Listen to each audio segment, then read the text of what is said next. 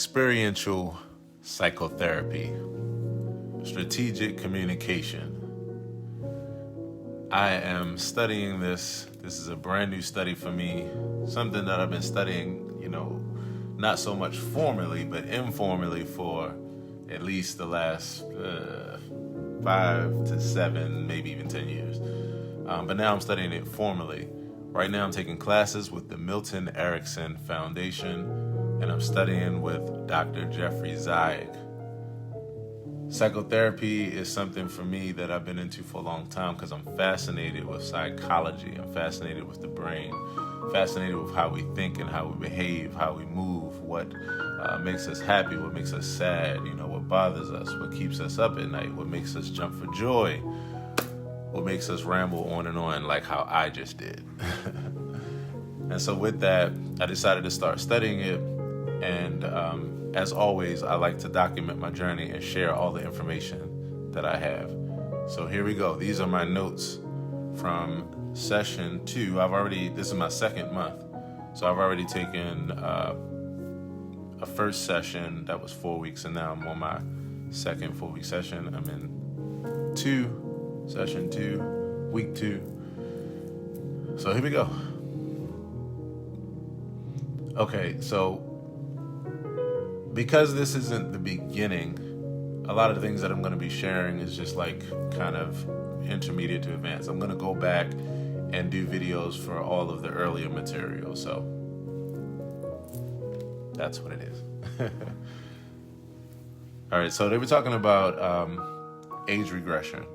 And this is all about, I guess, let me give a little bit more intro. This class is about how to be a more effective and evocative communicator. This is about how to work psychotherapy in the midst of using hypnosis techniques without formal trance. So it's about just having more so normal conversing and conversations with clients and that kind of thing. They talked about how historically the art was geared in a more awkward way, where it was about putting people in awkward situations in order to talk to them. But now with experiential psychotherapy, is more relatable. It's more about having a regular conversation and being able to utilize different techniques to help people with realizations, to help them with reflecting and just anything that they need to focus on. So they were talking about age regression and how you can, how if you're trying to help someone to remember a good experience or some good feelings, then you can ask a question as simple as, can you remember? Now, a lot of this stuff in this course it's not rocket science. It's really interesting because a lot of this stuff is like common sense, is how we utilize these techniques anyway. But what I've noticed is that the honing in and focusing on them, it makes them highlighted a little bit more, and you understand how they work when we talk to each other. So, last thing, and they said that the definition of this was actually in several videos. They were talking about the definition of what they would call trance, and one doctor summed it up as when your focus is more and more on a particular thing and less on things that aren't related to it. And he was saying we do this every day. We do this when we're driving, like you are honed in on a particular activity. So you tune out, you disassociate with a lot of other things in your environment because of the fact that A, you don't need them for the task, and B, you need to take that same focus and dial it in more so that you can be even more successful at the task at hand. It's something I thought about a while back because I was like, wow, when we're driving, driving is a risky thing. And, these lines that we have in our streets, they aren't real barricades. There's a car that's 1 foot away from us, 2 feet away from us, coming in the opposite direction. But we don't drive around in paranoia because of the fact of healthy dissociation, as they call it, where it allows you to live in that place of peace and equanimity, so to speak, where you're able to manage what you need to manage as far as what you need to focus on and what you need to be concerned about. While not minding the things that don't matter. Anyway, so the more you can focus in. So here they were working with a client, because in this class you get to watch the doctor work and they explain what they're doing. And so they talked about how asking someone, "Can you remember?"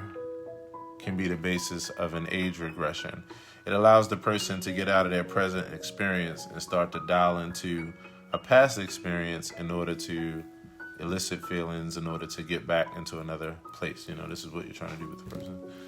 They talked about what they call the interpersonal approach, where you're matching language or communication style. To give some examples, the doctor was working with a client who was he was an Israeli, and there was some cultural reference as far as like a traditional story or religious story that the guy referenced, and then the doctor came back and referenced that same story, that same element, in order to help him to relax. He was trying to help him with anxiety. So in order to help him to relax, he was finding different ways of being able to connect with them. In experiential psychotherapy, they talked about how to use all the different senses. Back in the day, hypnosis was like the little dangling thing, and you just like, "You're getting sleepy." But what they talked about is that now it's evolved to be more experiential, where it's not about that kind of thing. It's more so using different techniques to be able to connect with the person and communicate with them through body gestures, through sound effects, through the use of strategic communication, and that's like a huge rabbit hole, and relating to the person in different ways. And so it's really, really fascinating. So they talked about, can you remember, it takes a person out of their present circumstance and puts them in a place where they can relive another circumstance. Matching language or communication style, the interpersonal approach. Like I was saying, he matched the person as far as the story that they were talking about, and that allowed the person to take his anxiety and contextualize it. So to give you an example, I think they might have been talking about something like the Bible and maybe like the plagues or something like that, and the guy referenced something. And so the doctor said, "Well, let me ask you a question. Would you express it as something that was grand like this, as far as the plague?" And he even used the gestures. And then he said, something, kind of small and insignificant. And what I watched and what you notice is that when the guy framed it up as it not being as excruciating as he was, initially reacting or feeling, it allowed him to calm himself down. And then the next thing that the doctor did, which might be coming up in my notes, is that he then used the guy's response. When the guy expressed to him, "No, it's actually not that bad, it's like this," then he reinforced it by saying, "Okay, it's like this." That's what the doctor, said. And he showed how using the interpersonal approach and matching the language and the communication style and references, you can use that to validate, a person. It's really interesting. Another concept they talked about was framing. Framing is utilizing cultural references. In fact, this is the one that I was just mentioning. It was tied in there. Utilizing cultural references to find a point of connection, then relating the matter at hand to that reference, i.e., level of anxiety to an event in a cultural story or myth. And that was the example that I just gave you. Another tactic they use, and again, all of this is about what they call strategic evocative communication, was what they called utilizing certain quantified. Using certain relatable references to get the person to quantify the issue in a way that proves manageable. And that's what I was just saying with the story, and how the guy took his own anxiety. He was like, it's actually like this. And then you saw that change everything for him, and you saw the doctor reinforce that. One of the things that fascinates me about this course, and I'm so grateful that out of all of the psychotherapy courses out there, that this one, the Milton Erickson Foundation, for those that weren't here from the beginning. Milton Erickson Foundation, Experiential Psychotherapy. I like this one because the doctor is relating to it in ways where he's using music and dance and poetry and the arts to express like how they brought that to this this discipline, and through the guy Milton Erickson and his revolutionary techniques. So I can relate directly to that as a musician, and it makes it really applicable, and it makes it practical. So using certain relatable references to get the person to quantify the issue in a way that proves manageable. Positive self-reinforcement and reassurance express outward to another. So the guy, he reinforced himself positively, and then he expressed that to the doctor, and then the doctor, in almost like a rhetorical way, said, "Oh, so this is how you're feeling." And then the guy said yes again, and he validated himself again. And you literally could see the therapy happening like right before your eyes. It's almost as if like if you had the ability to just sit and watch a plant actually grow, like the seed, and when you see a time-lapse video.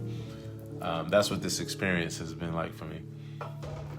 They had a concept called they talked about symbolic communication, using hands in connection to the body to represent things, thoughts, and feelings, manifesting outward from the body in order to examine from a different perspective. And then I labeled that it was a healthy distraction.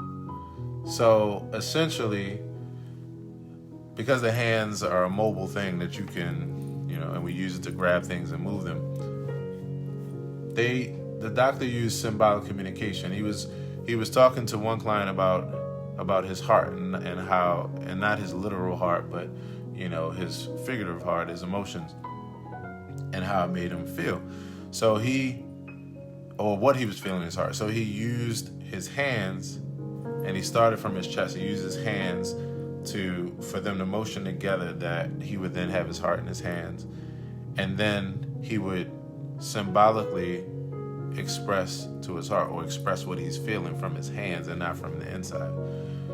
A way of disassociating, so that way you could separate. The thing that's so mind-blowing about this for me is that, all of this stuff I've learned in my own studies, not even of psychotherapy, but just of studying people, studying how we think, just studying all kinds of things, even down to marketing and just all kinds of stuff.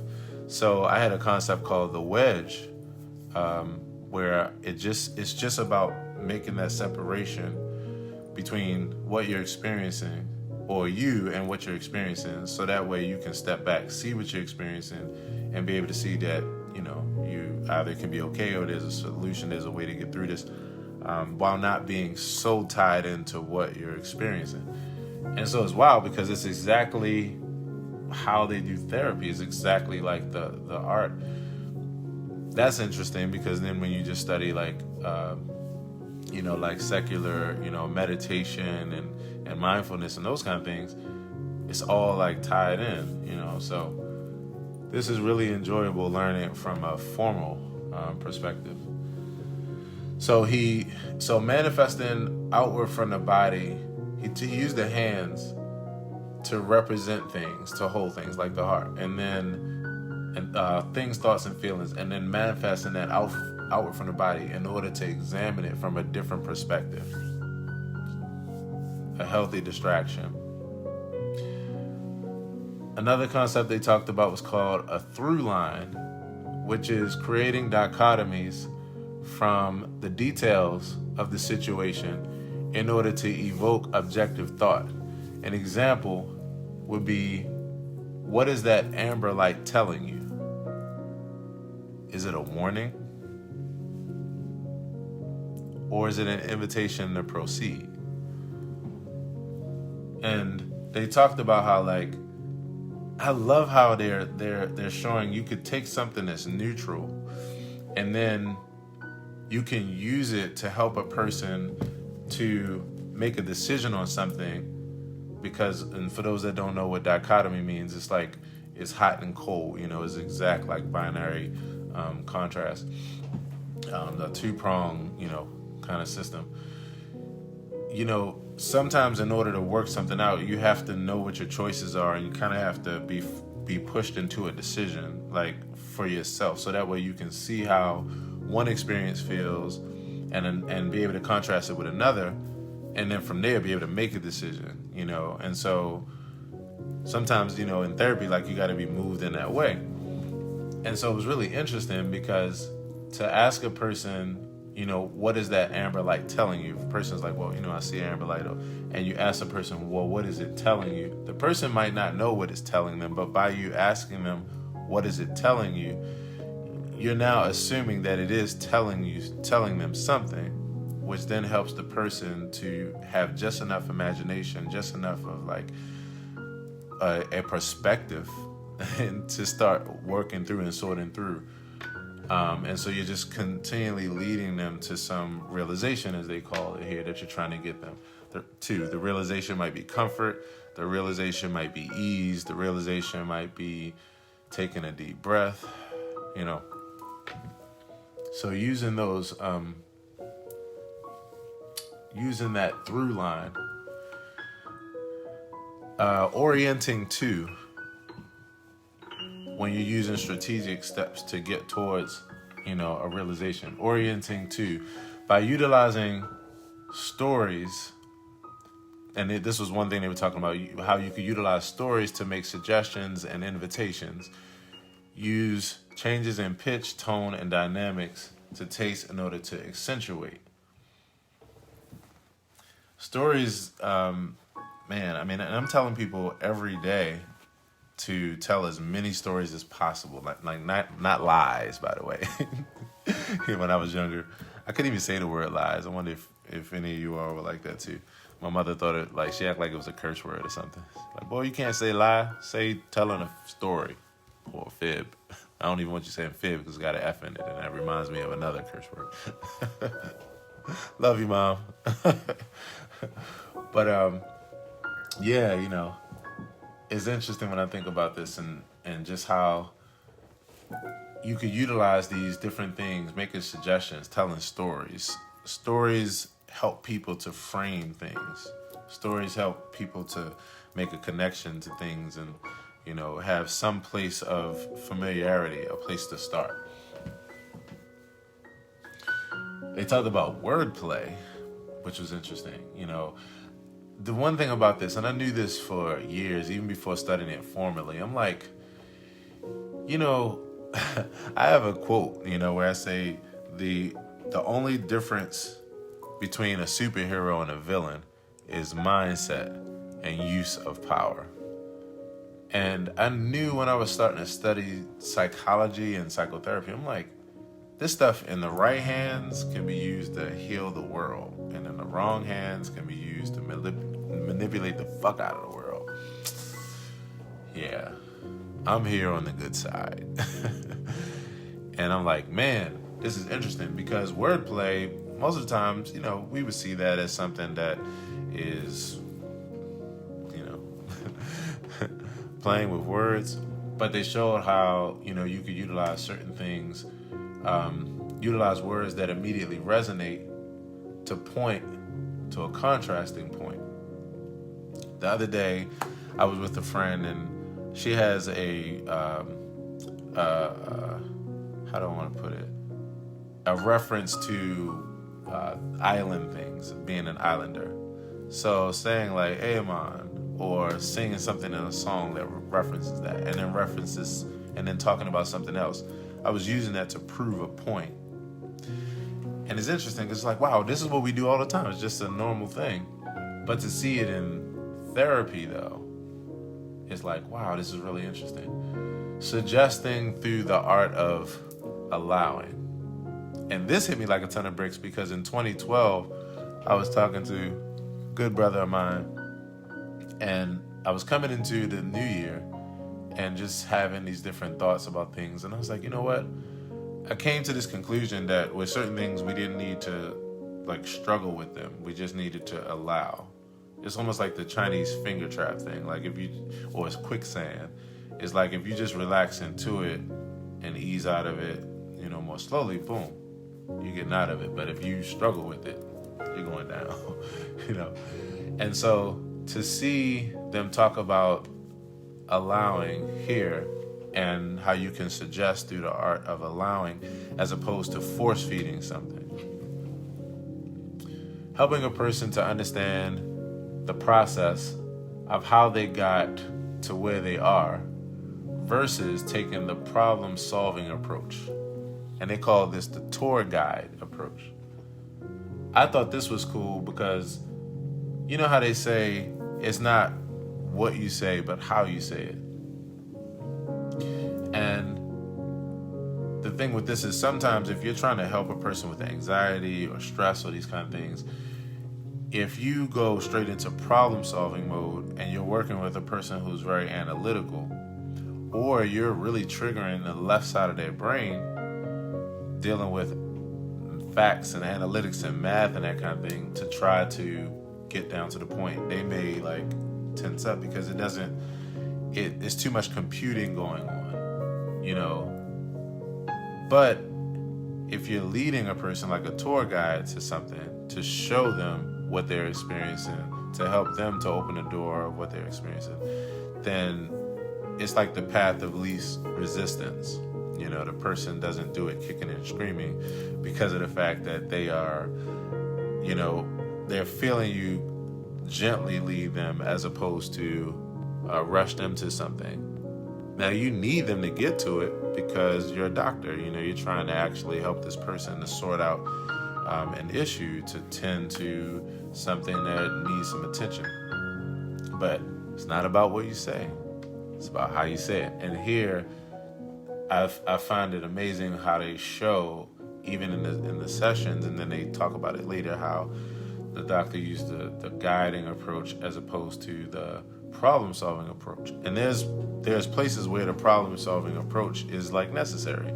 Sometimes someone is dealing with something and it's so frantic, you need to just knock down the wall and get right to them. So it might be just do this, and then boom. But then there are other times when that works exactly the contrary, and that makes a person even more frantic or tensing up or more confused about what they're experiencing, what they're feeling. Increasing or playing out the tension in order to shift or reframe the energy into something positive. A process moving to a light bulb moment. Now, this right here, wow. This is on some Zen shit right here. This is some Zen psychotherapy shit. So, Milton Erickson, I'm not going to go into a whole thing. I'll do another video about who he was and what I've learned about that. But in a nutshell, what made him go down in history is that his approach to psychotherapy was exactly flipped in many ways from everything else that was going on at the time. But he was getting the same results, and then in many cases better. And he was working with the other side of the coin, instead of force feeding, invite, instead of it being intense, make it be inviting and warm. Instead of being so decisive about, okay, this is, you got your paper, this is what we run down, and I'm going to ask you to say this, and then you're going to look at this and stare up at the ceiling and close your eyes and tell me that, it was more so, how are you feeling today? So you're feeling, and then you got mirroring going on, and you got, relating to a person with their language, with their feelings and all these things. So his whole process was whew. And this was one of those places where, in learning about him, where it was one of those, wow. And this makes sense to me because this is what I do in music. We work with tension, and sometimes before you resolve the tension, increasing it helps it to be where the resolution is experienced deeper and greater and understood, is a greater realization because of the fact that the issue is accentuated. If you have something that's subtly affecting a person, sometimes they can't tell that it's affecting them. It's subtle, so you need it to be accentuated. One of the sessions involved a woman who she grind her teeth, and it was just a habit, and she was trying to figure out, through psychotherapy, like how to deal with it. So at one point, the doctor actually told her to grind her teeth. And he told her to grind her teeth while they were talking. He told her to try to do it while she smiled. He told her to do it in like several different ways. And, a person would think like, why would he tell her to do it more? But he was increasing the tension in order to take that same energy. And then he restructured even what thought would come to mind when she did that. He started inviting her to think about, when that's happening, to think about, well, is this meaningful? And that question was cool because it was ambiguous. You could find a reason that's meaningful. You could say, I'm mad and I don't want to punch a person in the mouth, so I'll grind my teeth. But then what he was using with that is they were pros and cons, but when you follow the cons down the line, they eventually lead you to realize that the cons outweigh the pros. But even more than that, now every time you do this, you're thinking about that. Well, is this meaningful? And then it replays that whole thing in your mind, and you've accentuated it, so now you recognize it. So he was like reverse engineering the process in order to help this woman to just naturally not grind her teeth. So that whole increasing and playing out the intention is very interesting, but it's in order to shift or reframe the energy into something positive, so you can take the process to a light bulb moment. The way that I do this when I play the piano is that when I'm playing the piano and I get to certain parts of the song, I might take the energy and build it up before I resolve it. And sometimes I'll build it up twice as long before I resolve it because of the same thing. It just means that when the resolution hits, it has a much deeper impact, a deeper realization, deeper experience. The next concept was utilizing symbols, sounds, body gestures, or actions to accentuate the communication. Now this gives me chills right here because I love this kind of stuff. Limbic connection versus the frontal cortex and left brain. The feeling versus the analytical is what utilizing all these things together in psychotherapy, what it elicits, what it connects to, how it accentuates the communication.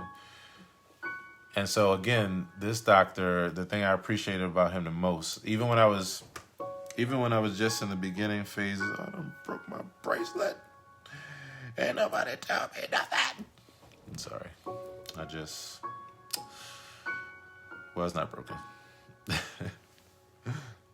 But yeah. And those that know what that means know why I was like, what the f-? Those that don't, tune into my next live video. I'll tell you about it then. Where was I? I didn't throw myself off. So utilizing all these things together, the feeling versus the analytical, I utilize this in music all the time, and it's one of the things that attracted me to this course, because when I first heard the doctor who was speaking about it, and he was just talking about his thoughts about psychotherapy, I saw some other talks with him and lectures and that kind of thing. The very first thing I heard from him, he was like, yeah, the musicians and artists and story writers and film writers and script writers, they have it figured out. And I was like, holy fuck, who is this guy? Dr. Jeffrey Zeig. Shout out to Dr. Jeffrey Zeig.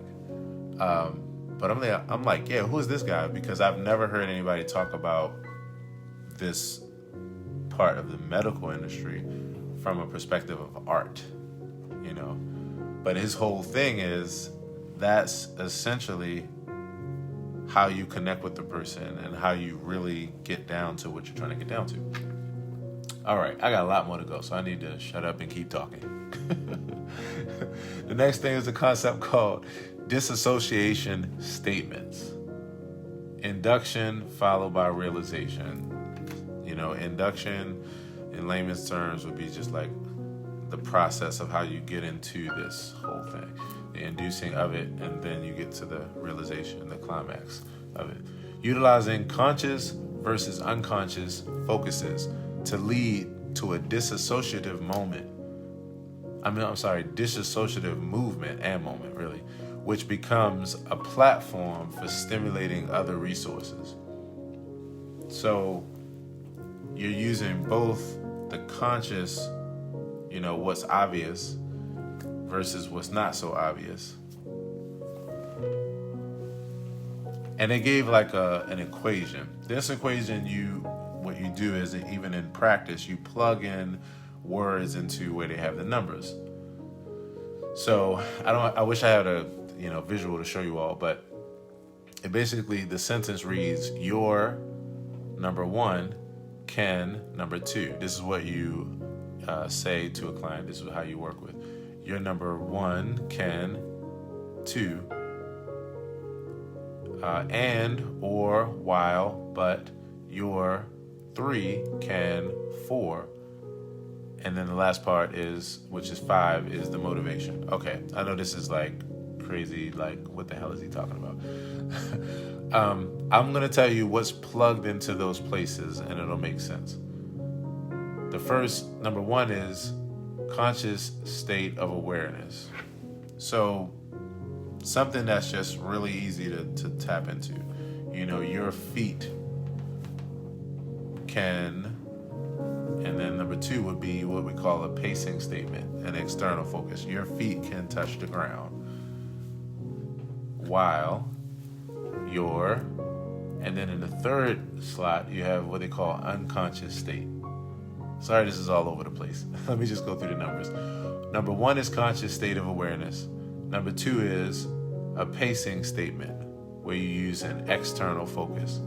Number 3 is an unconscious state, when you focus on something that deals with an unconscious state. Number 4 is a general eliciting statement, an internal focus, a hypnotic or therapeutic goal.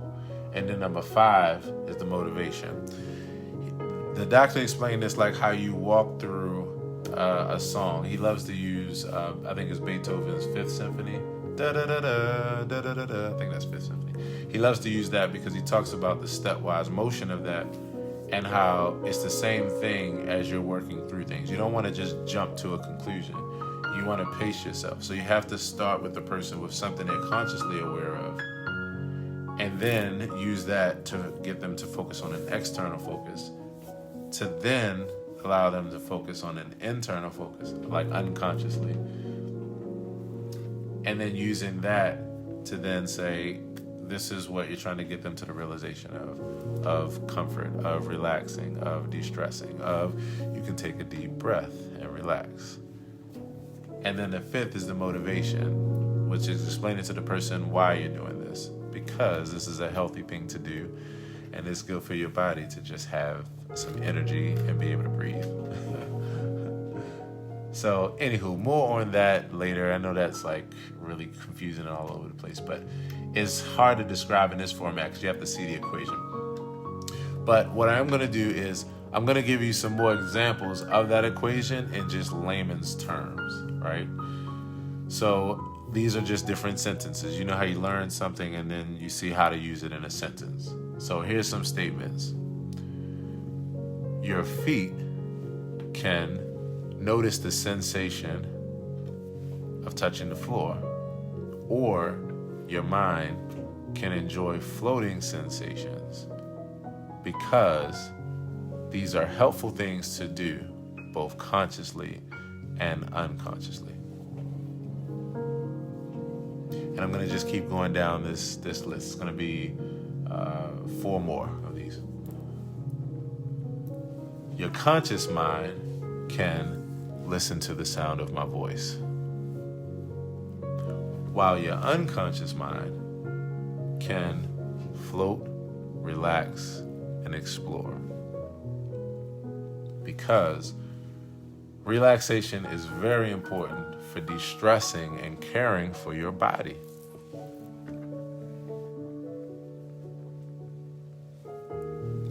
You're here,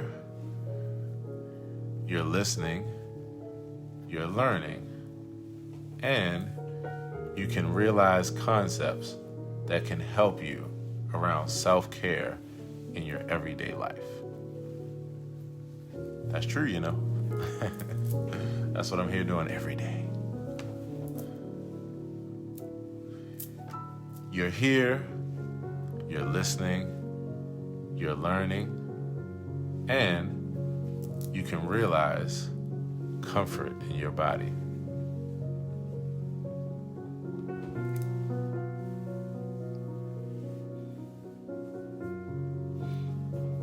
Now I won't do that. I didn't do the last statement on that. I didn't even write it. I don't know why. But here's another one.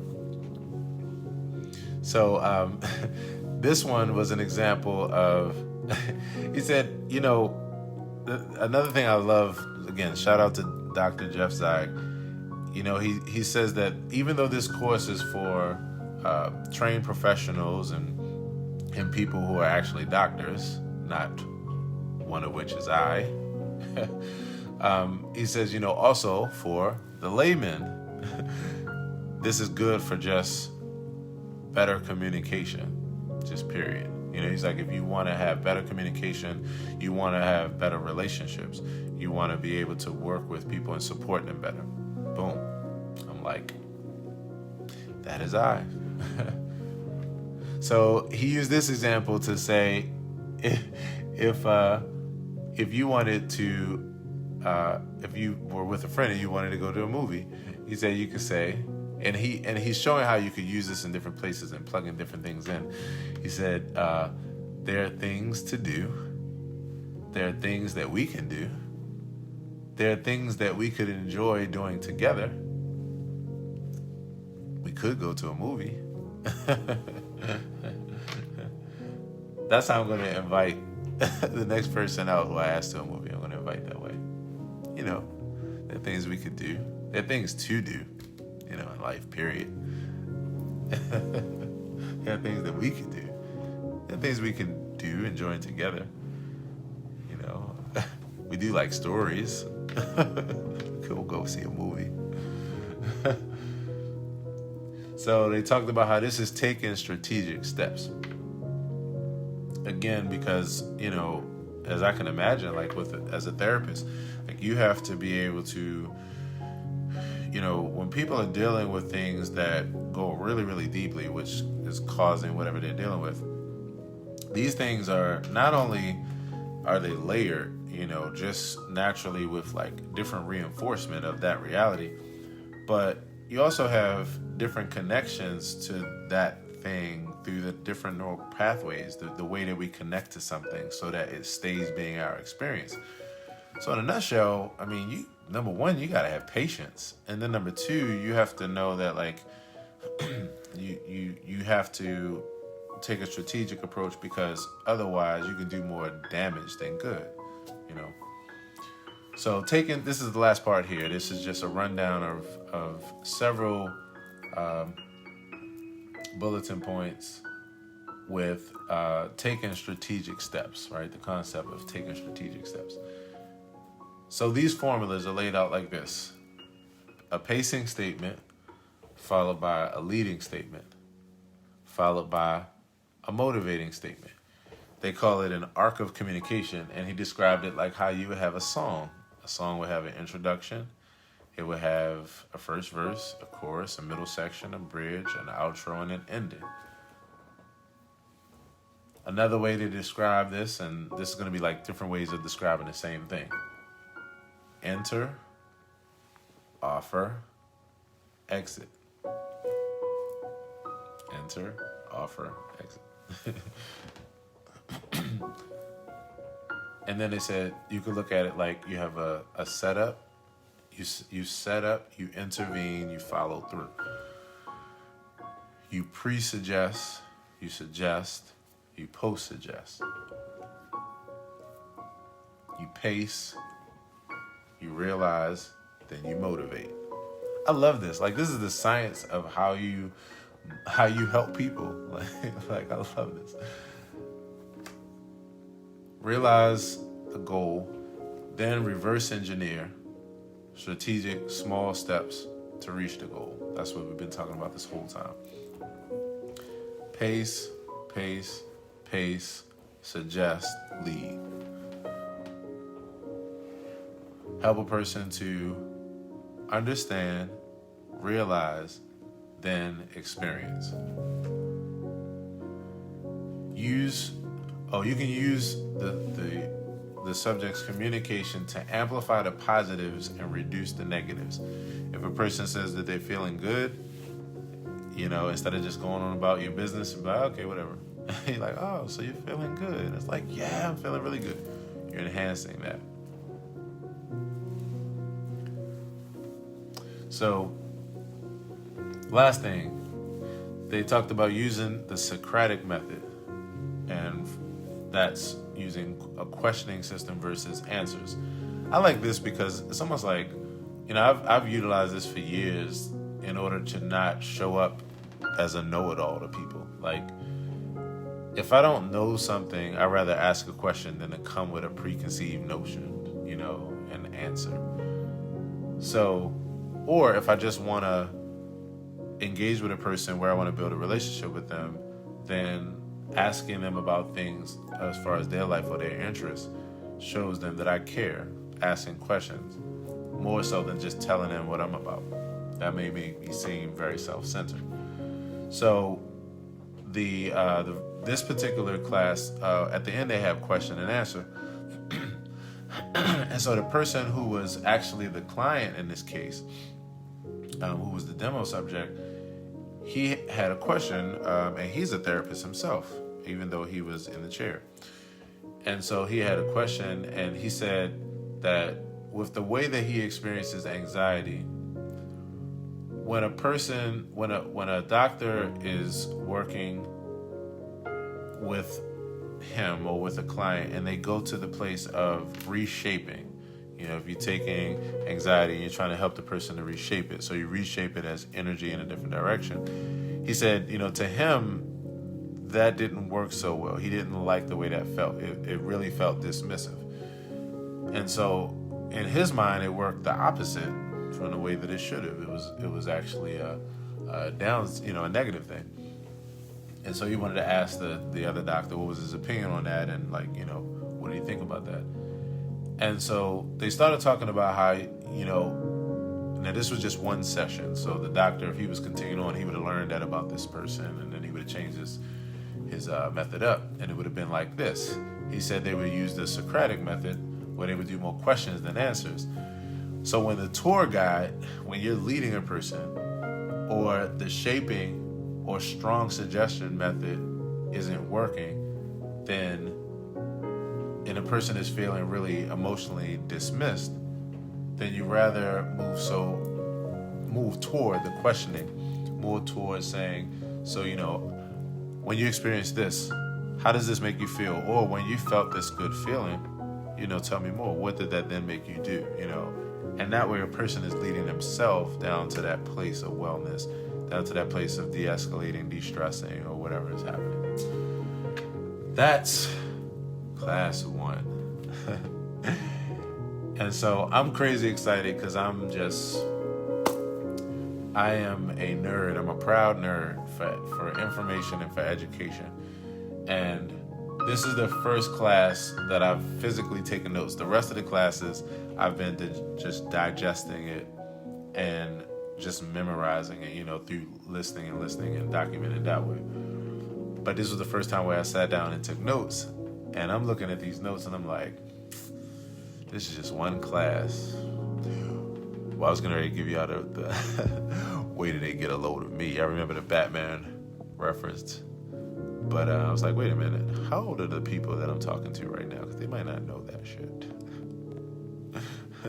Thank y'all for hanging out with me. This was class 1, Experiential Psychotherapy, Strategic Communication. This is with the Milton Erickson Foundation. Check them out if you want to take the class 2. It's great. It's online Zoom classes, which make it really convenient, and it's very, very practical. And so I'm going to be doing these regularly, so you know where to find me for these. Last but not least, in the background, you've been listening to my song called Breath of Life. And you can find that everywhere. If you just Google it, Aaron Hill, Breath of Life is on my album called Key Reflections. If you like it, you can add it to your playlist. I would highly suggest that you do. And last but not least, if you want to make me proud, if you want to help me to make more content like this, and if you got anything out of this, if it helped you, if it entertained you, and you want to help me to make more, then look for the information in the comment section or the description. See y'all next time for Class 2, Experiential Psychotherapy.